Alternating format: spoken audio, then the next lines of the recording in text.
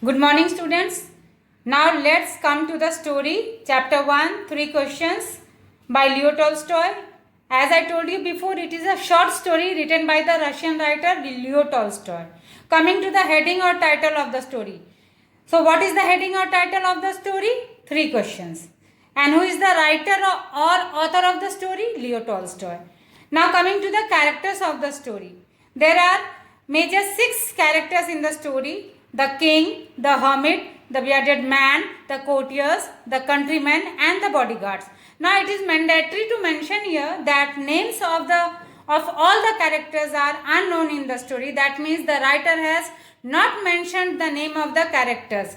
The writer has not mentioned the name of the king, the name of the hermit, neither he has mentioned the name of the bearded man or any of the bodyguards, countrymen, courtiers. So, names, none of the characters are named over here. So, we will call the king, the hermit, and the bearded man throughout the story.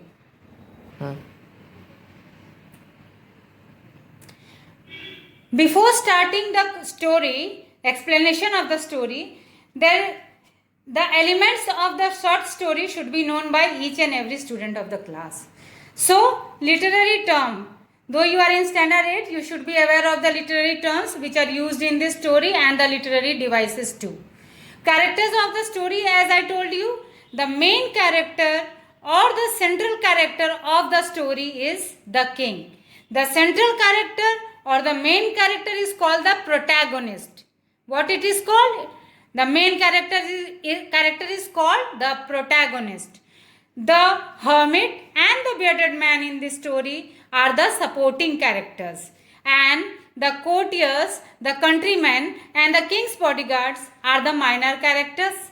Now, coming to the setting. The setting of the story, be it any story, it changes throughout the plot. So, what is the setting? It is the geographical location in the story. What is geographical location? That means the place where the story took place.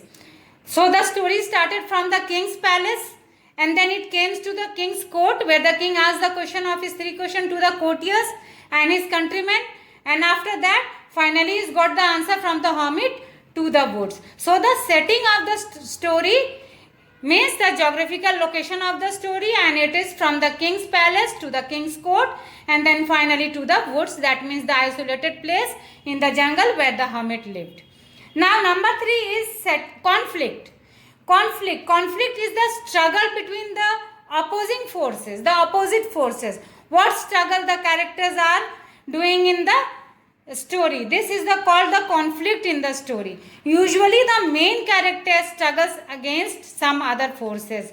Without conflict, the story would have no purpose. As for example, in this story, the king struggles throughout the story for getting the answers of his 3 questions. Frequently, he went on questioning his question from the countrymen, the courtiers, and so many times he repeated the question to the hermit, and finally he got the answer from the hermit. But he had to struggle throughout the chapter. He has to struggle because many times he has to repeat the same question, and for getting the answer he has to wait a lot for such a long time, and finally got the answer. So, conflict is the struggle of the main characters along with the supporting characters and the minor characters. And if there is no conflict in the story, then the story is not interesting and the story would have no purpose. Is it clear? Now it is plot. Now coming to the plot. What is a plot? Very easy to understand. Plot is the sequence of incidents in the story. That means how the incidents took place. What happened first, then what happened, and after that what happened, and it goes on such.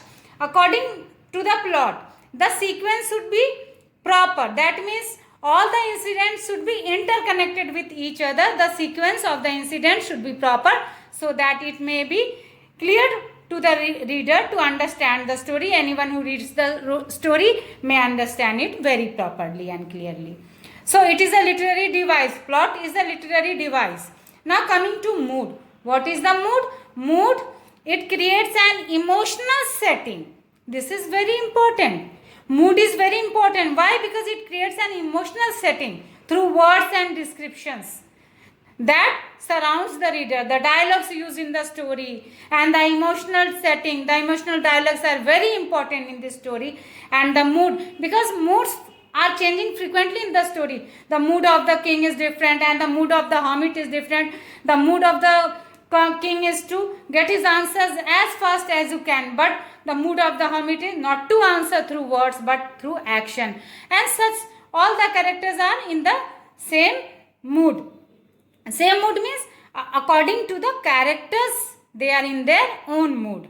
And as for example, there is a very, I would like to explain here a very important literary device. There is a scene in the story where the bearded man came running. He was hiding somewhere near the bush to kill the king, and after the king's bodyguard recognized him and they wounded him, and finally the bearded man came running to the king, and finally he went to the king. Where he went? To that person. He went to that person whom he wanted to kill. He came, the intention of the bearded man was to kill the king, and for that only purpose he came there. And it is so ironical, the situation is so ironical, that the man whom he came to kill himself saved that person. Means king saved his unknown enemy. That is the ironical situation in the story, and it is an excellent example of dramatic irony. Now coming to the theme. Theme is very, very important in the story. You should understand it very clearly. The theme and the moral are interconnected with each other. Theme is the underlying message or the central idea of the story or the big question of the story.